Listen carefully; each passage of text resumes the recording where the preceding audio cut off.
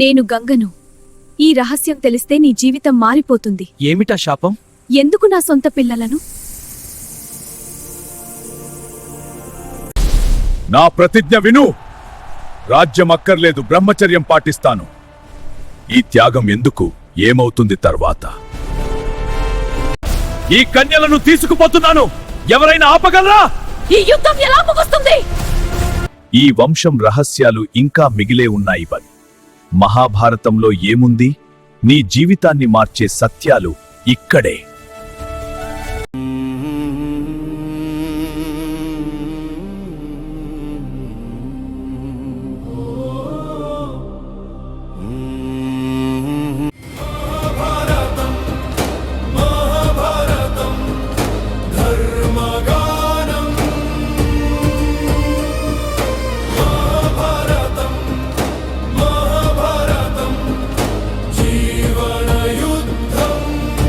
దుష్యంతుడి అనంతరం భరతుడు రాజై కణ్వ మహామునిని పురోహితుడుగా పెట్టుకుని మహావైభవంగా రాజ్యపాలన చేశాడు.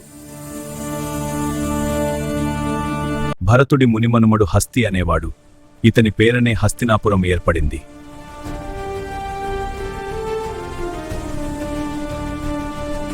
ఆ హస్తికి 5వ తరం వాడు కురువు. అతని పేరనే కురుక్షేత్రం ప్రసిద్ధమైంది.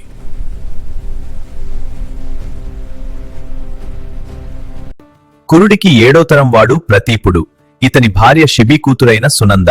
వీరిద్దరికీ దేవాపి, శంతనుడు, బాహ్లికుడు అనే 3 కొడుకులు కలిగారు. వారిలో పెద్దవాడైన దేవాపి తపస్సు చేసుకుంటానని వెళ్లిపోవటం చేత శంతను రాజయ్యాడు.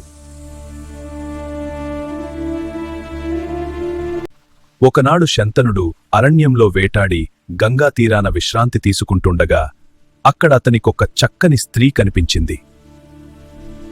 ఆమె రూప లావణ్యాలు చూస్తే శంతనుడికి దేవకాంత్ అనిపించింది. ఆమెకి ఒకరి మీద ఒకరికి మోహం ఏర్పడ్డట్టు గ్రహించి శంతనుడు ఆమెను పలకరించి, సుందరి, నువ్వెవరు? ఒంటరిగా ఈ గంగా తీరాన ఎందుకు తిరుగుతున్నావు? నీకు నన్ను పెళ్లాడాలని మనసైనట్టయితే నాకేమీ అభ్యంతరం లేదు. కాని ఒక్క నియమం ఉన్నది. నేను చేసే పనులకు అభ్యంతరం చెప్పినా, నన్ను నిందించినా నేను నిన్ను విడిచి వెళ్ళిపోతాను. అందుకు సమ్మతించి శంతనుడు ఆమెను భార్యగా పరిగ్రహించాడు. వారి దాంపత్యంలో ఆమెకు వరుసగా మగపిల్లలు కలుగుతూ వచ్చారు. పుట్టిన పిల్లలను పుట్టినట్టే ఆమె గంగలో పడేస్తూ వచ్చింది. ఇది శంతనుడికి చాలా బాధ కలిగించింది. కాని తాను ఇందుకు అభ్యంతరం చెబితే ఆమె తనను విడిచిపోతుందని భయపడి 7 కొడుకులను గంగపాలు కానిచ్చాడు. ఇంక చాలు గంగా, ఇప్పటిదాకా పుట్టిన బిడ్డలందర్నీ గంగలో వేసేశావు కదా. ఏ ఆడదైనా ఇలా సొంత బిడ్డలను చేతులారా చంపుకుంటుందా? ఇకనైనా ఈ పుట్టినవాణ్ణి బతికి ఉండని. ఇంతకు నువ్వెవరు? బిడ్డలందరినీ ఎందుకిలా చంపుతున్నావు? నీకు కొడుకు కావాలని ఉంటే వీణ్ణి చంపకుండా నీకిస్తాను.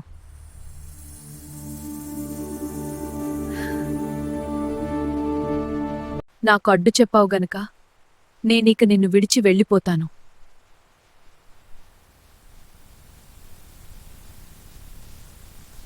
నేనెవరినని, నా పిల్లలను ఎందుకు చంపానని అడిగావు. చెబుతాను విను. నేను గంగను. వశిష్ఠుడు అష్టవసువులను మనుషులుగా పుట్టమని శపించగా వారు నన్ను, నిన్ను తల్లిదండ్రులుగా కోరుకున్నారు. వారికోసమే నేను స్త్రీరూపం ధరించి ఇన్నాళ్లు నీకు భార్యగా ఉన్నాను. నా గర్భాన పుట్టిన వసువులను త్వరలోనే వారి లోకానికి పంపగలందులకు పుట్టగానే చంపేస్తూ వచ్చాను. నీకు కొడుకు లేకుండా పోతాడేమోనని వీణ్ణి బతకనిస్తున్నాను. దేవి, నా కుమారుడిని కాపాడినందుకు ధన్యవాదాలు. నా హృదయం ఎప్పటికీ కృతజ్ఞతతో నిండి ఉంటుంది.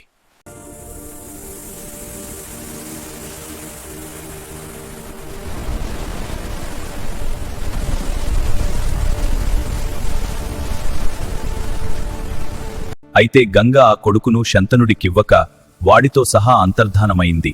భార్యాపుత్రులిద్దరినీ పోగొట్టుకున్న విచారంతో శంతనుడు హస్తినాపురానికి తిరిగి వచ్చాడు. కొంతకాలం గడిచింది.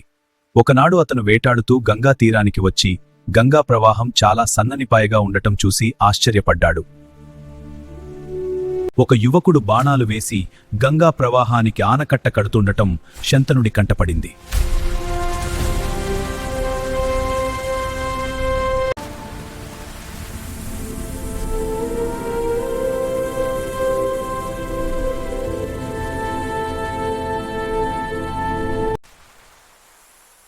వీడు నీ 8వ కొడుకు.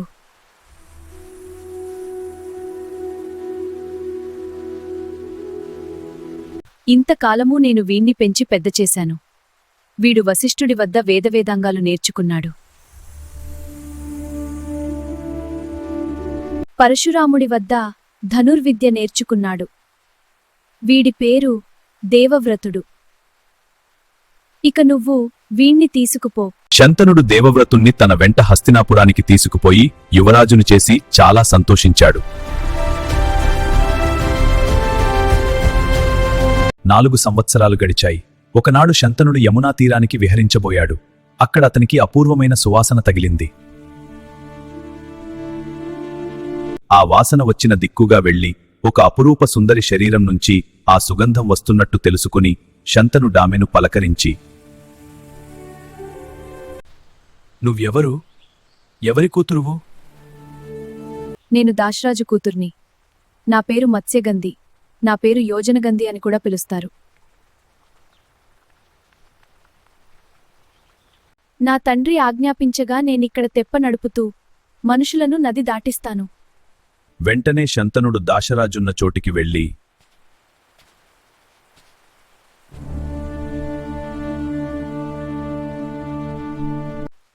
"నీ కూతుర్ని నాకిచ్చి పెళ్లి చెయ్యి.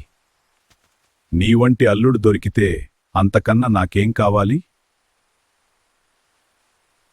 అయితే నా కూతురికి పుట్టబోయే కొడుకు నీ అనంతరం రాజేయేటట్టుంటే నా కూతురినిచ్చి నీకు చేస్తాను." దేవవ్రతుడు అదివరకే యువరాజై ఉండగా ముందు పుట్టబోయేవాడు తన అనంతరం రాజు కావటం పొసగదు. అందుచేత శంతనుడు దాశరాజు చెప్పిన దానికి ఒప్పుకోక ఇంటికి తిరిగి వచ్చి మత్స్యగంధిని పెళ్లాడలేకపోయినందుకు పుట్టెడు విచారంలో మునిగిపోయాడు.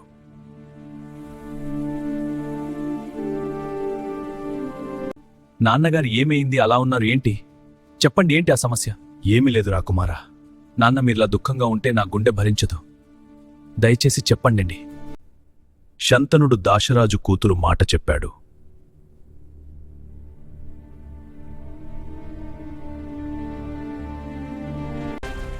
వెంటనే దేవవ్రతుడు పెద్ద పరివారాన్ని వెంటబెట్టుకుని దాశరాజు వద్దకు వెళ్ళి, "నా తండ్రికి నీ కుమార్తెను భార్యగా ఇయ్యి.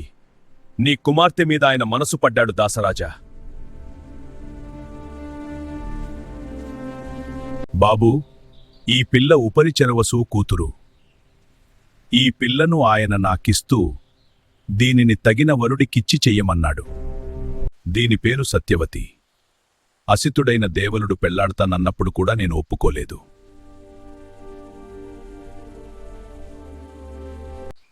నీ తండ్రి చేసుకుంటానంటే తప్పక ఇస్తాను. కాని నాకు ఒకటే భయం. నువ్వు చూడబోతే మహాయోధుడివి, వీరాగ్రేసరుడివి. సత్యవతికి పుట్టబోయేవాడు నీ ముందు ప్రాణాలతో నిలవటం కల్లా. ఆ భయంతోనే వెనకాడుతున్నాను. అంతేగాని నాకు మరొక ఉద్దేశం లేదు యువరాజా."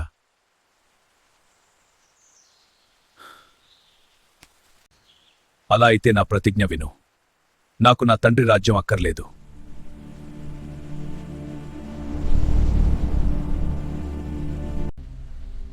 సత్యవతికి పుట్టబోయేవాడే అందరితోబాటు నాకు రాజుగా ఉంటాడు.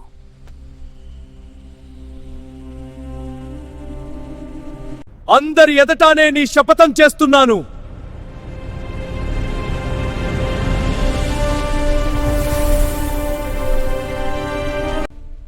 ఇలాంటి ప్రతిజ్ఞ అందరూ చెయ్యగలరా?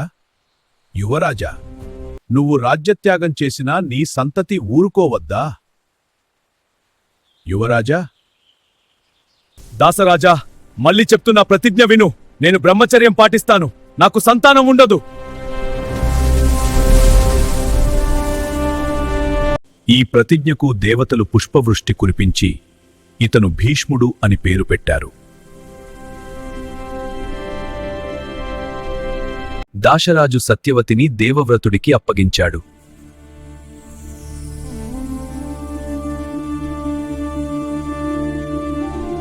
దేవవ్రతుడు సత్యవతిని హస్తినాపురానికి తీసుకుపోయి తన తండ్రికి ఇచ్చి పెళ్లి చేశాడు.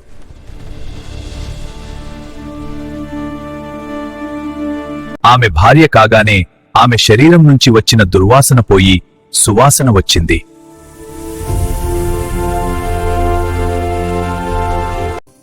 వారికి చిత్రాంగదుడు, విచిత్రవీర్యుడు అనే కొడుకులు కలిగారు.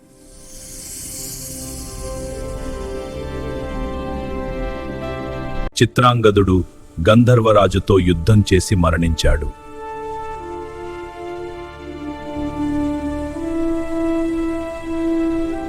విచిత్రవీర్యుడు రాజు కావటంతో భీష్ముడు రాజ్యపాలన చేస్తూ వచ్చాడు.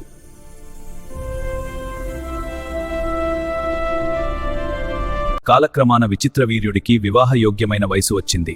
అదే సమయంలో కాశీరాజు తన కుమార్తెలైన అంబ, అంబిక, అంబాలికలకు స్వయంవరం జరుపుతున్నానని చాటింపు వేశాడు. ఈ సంగతి తెలిసి భీష్ముడు సత్యవతితో చెప్పి రథం మీద కాశీనగరానికి బయలుదేరి వెళ్లాడు. స్వయంవరానికి అనేక మంది వచ్చి స్వయంవర మందిరంలో చేరారు. భీష్ముడు కూడా అక్కడికి చేరాడు. కాశీరాజు కుమార్తెలకు వచ్చిన వారి వివరాలు చెబుతున్నాడు.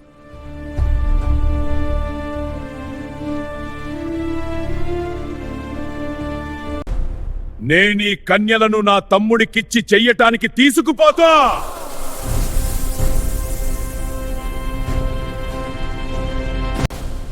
ఈ కన్యలను విడిపించటానికి శక్తిగలవారు నాతో యుద్ధం చేసి నన్ను జయించండి.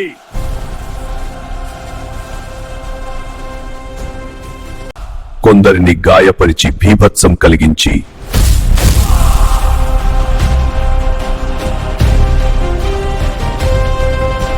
అంబను, అంబికను, అంబాలికను తన రథంలోకి ఎక్కించుకుని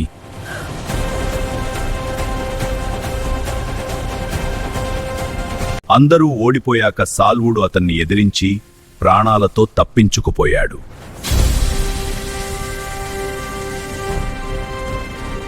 హస్తినాపురం చేరగానే భీష్ముడు సత్యవతితో సంప్రదించి కాశీరాజు కుమార్తెలను ముగ్గురిని విచిత్రవీర్యుడికిచ్చి పెళ్లి చేయ నిశ్చయించాడు.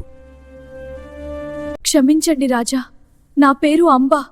నేను ఇదివరకే సాల్వుణ్ణి వరించాను. అతను కూడా నాపై ప్రేమగా ఉన్నాడు.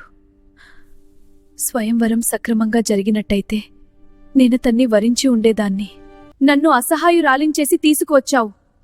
ఇప్పటికైనా నా కోరిక చెల్లించటం నీకు ధర్మం. దయచేసి నా మాట మన్నించి నాకు దారి చూపించు రాజా.